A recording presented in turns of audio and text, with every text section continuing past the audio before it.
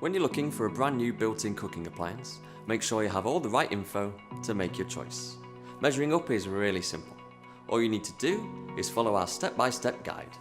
If you're buying a built-in induction hob, you'll only really need to check the width dimension, which can vary from 60 to 90 centimetres. The height is usually a standard size of 5 centimetres, but this can vary if you're changing from one fuel type to another, such as gas to an electric induction. You won't really need to worry too much about the depth, as it is a standard 50 centimetres.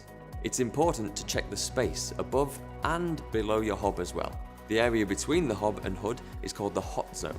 For safety, it needs to be at least 75 centimetres of space and be clear of any flammable materials such as wallpaper and plug sockets.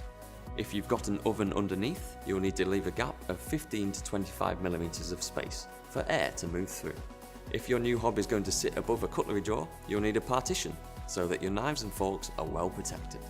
If you're upgrading to a new appliance, a handy way to get your measurements right is to check the dimensions of the existing appliance. Take a note so that you can refer back to them when you're browsing our website.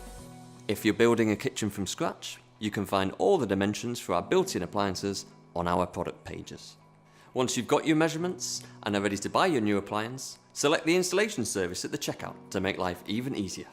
Our engineers will do all the hard work for you, so you can get cooking.